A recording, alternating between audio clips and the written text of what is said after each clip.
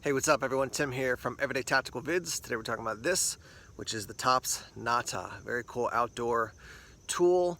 If you're not familiar with that word Nata, this is a design that TOPS has put together based on a traditional Japanese outdoor tool. It was really a gardening tool, a pruning tool, but also like a multi-use tool. If you've never seen a Nata before, you can get online, look up Google Images. I will tell you that a company like Silky, who makes the saws that a lot of people like to use, they also have a Nata. Very different, a thinner handle, longer blade, thinner profile overall, I would say. As is the standard for TOPS, when they build a knife or a tool like this, it's going to be big, hefty, strong. And first time I saw this, I'm like, that is so unique and so different than so many other outdoor tools that you see that are out there. So I wanted to check it out. So let me give you the details here on this. I'll roll in some footage so you can see some close-ups, and then we're going to put this thing to use and see how it works. And I'm thinking about this as just a general outdoor tool, a camp tool, a bushcraft tool. Lots of different ways I think you can find applications for the Nata. All right, let me give you some details on the Nata here. So first of all, your overall length, 11.63 inches, your blade length, 6.5 inches, your cutting edge is 6.5 inches because it's a totally straight blade there. Your thickness is 0.25 inches, so a quarter of an inch thick, definitely a big, rugged tool. Your blade steel is going to be 1095. They do have the acid rain finish. They originally had a black traction coat option as well, but they decided to just go with this one. The handle material is black canvas with a brown burlap micarta. Your weight for this is 21.3 ounces, and with the sheath, 26.6 ounces. So it does come with a leather sheath. It is what they call their chocolate leather. As far as the style, it does have the button snap that you have to pull in one particular direction, which I like. So that just gives you a little bit more security. And this was designed by Leo Espinoza, who's the man in charge over at TOPS. So let me talk about some of the features that stood out to me, and then we'll put this thing to use. So first off, when you look at the handle, I mean, you can see that thing is significantly grooved. And the reason they did that, I think at least, is because since this is a chopping tool, you don't want to have a super smooth handle. And so if I'm going to choke back on this, you can see I can get 2 fingers in back here and then another finger in that next little groove. So I'm going to have really good control. It's not a really smooth handle. It's not going to fly out of my hand. Throw a lanyard on there, and that's going to be an additional win as well. So choking up like this, now I mean, I've really got I've got all 4 of those fingers locked in, my thumb up top, no jimping on the top. So really hacking with that I'm going to have good control of it. It's got some features that are kind of similar to a kukri style knife, in that because of the cant of the blade, and I've talked about this before, but if you have a knife that's coming off the handle with a straight blade, when you're chopping, your hand is going to be at a strange angle. Whereas with this, your hand is nicely aligned, it's comfortable as the blade is hitting the thing that you're chopping. So that's a couple things to note. It does have that nice thick base there, and two holes so you can attach lanyards in various ways. Completely straight edge there. No recurve, so that's going to be a downside for maybe some of those very fine detail tasks. Probably not going to do a ton of like field dressing with this thing, but again, it's a chopping tool, which it's designed for. That's going to be a win. 1/4 inch thick, so it's strong. You can also see how it's kind of, you see up there at the tip, yeah. It kind of comes to a point. It almost looks like, I mean, I don't think they designed it for this purpose, but it almost looks like, a very large like Phillips head screwdriver tip. So that's not what it's for, but you're going to have a little bit more, if you want to keep away from the blade, but you want to do some work with the tip, that's going to be strong to dig into something. So those are some things that stand out to me. And then the acid rain finish, I just think that's really cool looking. I did like the black traction as well, but they decided to stick with this. Start off here and do a little delimbing on this branch that I've got.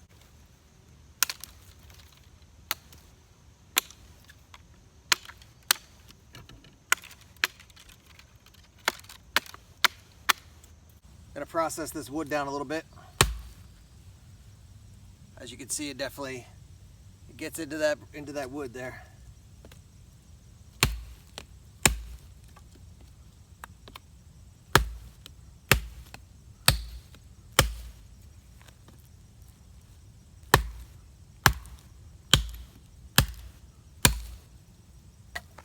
A little more chopping here.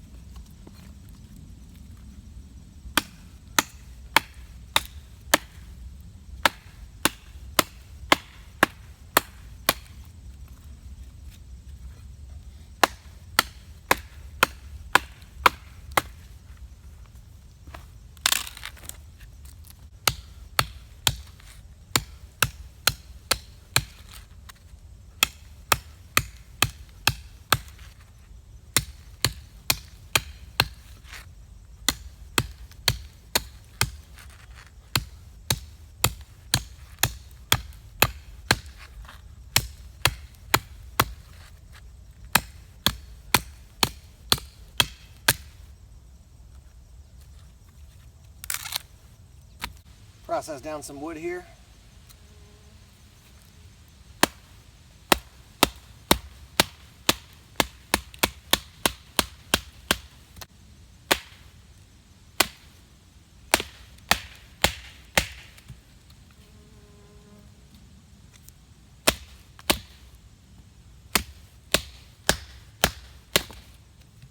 So that thing had a major knot down at the end, but no concern.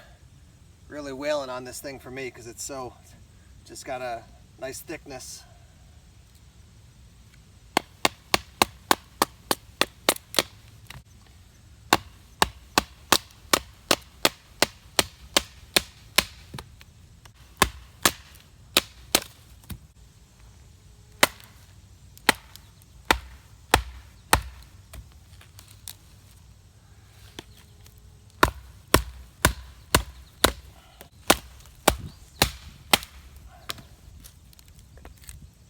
Here's a quick look at the edge. That wood was just filled with knots, but no rolls, no dings. Everything's looking good here.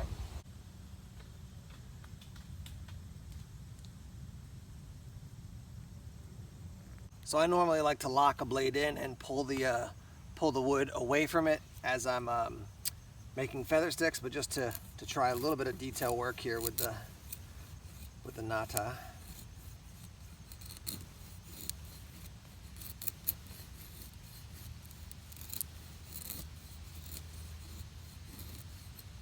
So obviously you can do some more of that detail work.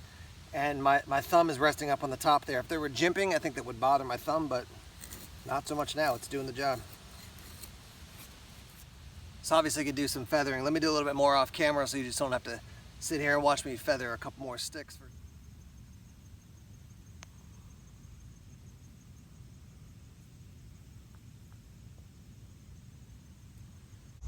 Here's what it looks like on my belt. Obviously, if I want to take the knife out, I'm going to pop this up and draw out the Nata, and then when I want to put it back in, kind of bring the tip in and then slide it down in, lock it into place, and then when you put the button, you're going to start kind of at this angle and then snap it down like so.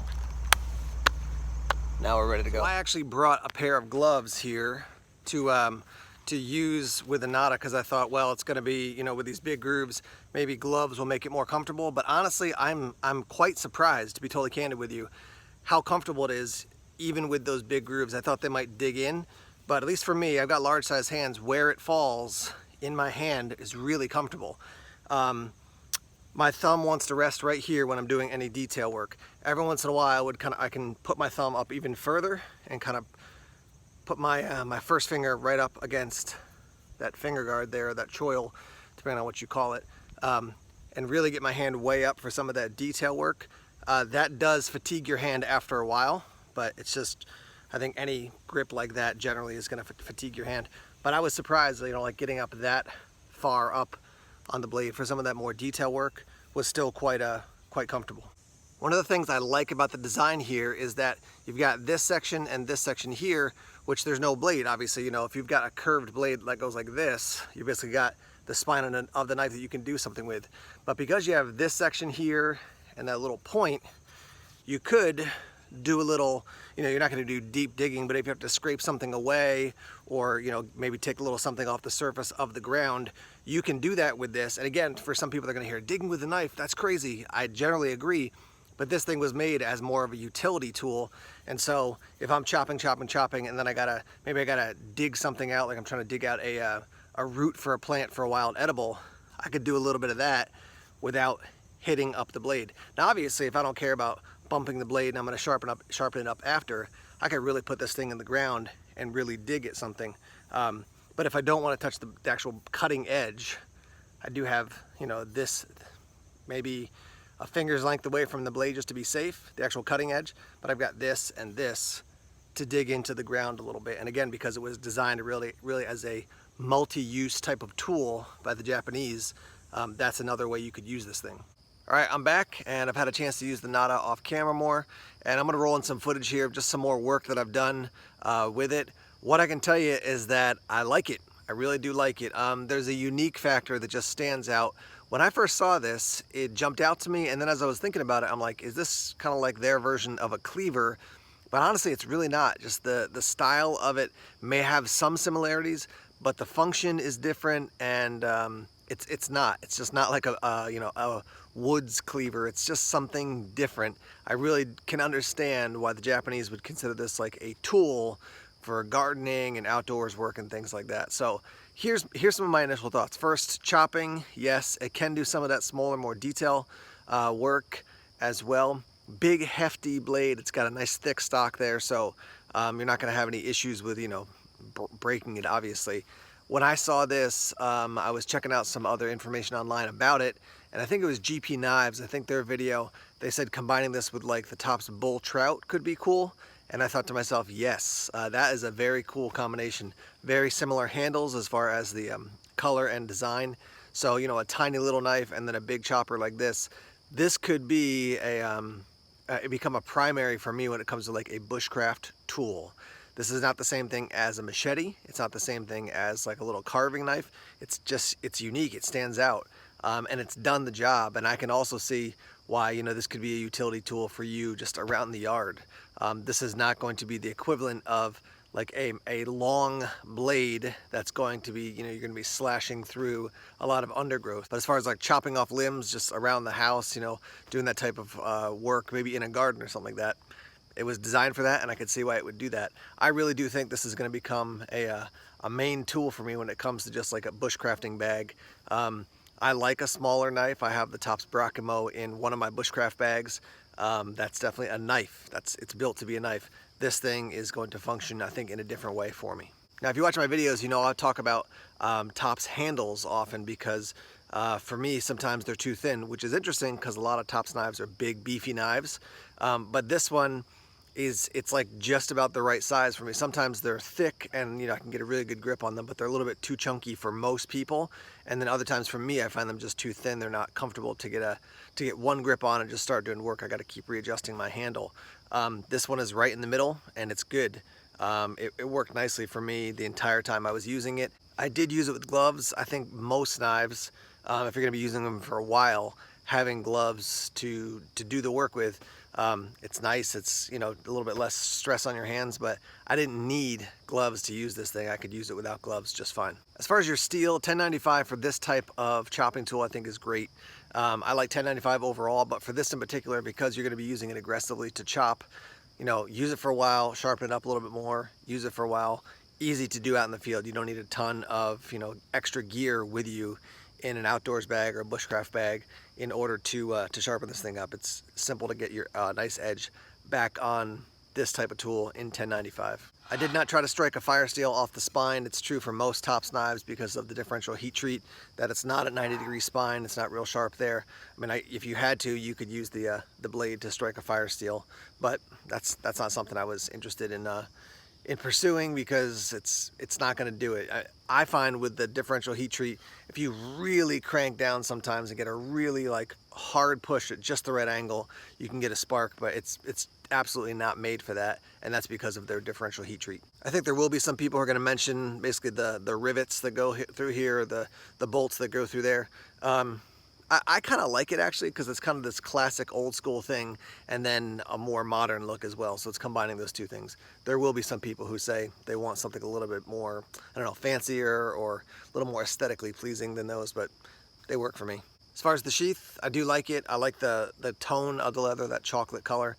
And when it comes to this style of blade, leather makes sense to me. Like Kydex with this would just, I think, be kind of weird.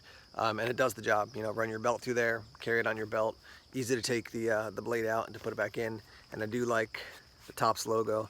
Cool to have the American flag on that. And then that button that you have to pull in a particular direction. I think that's cool. That's cool. It just gives you a little bit more security as far as having this thing locked in. So there are my thoughts on the TOPS Nata. I want to hear from you guys now. What do you think about it?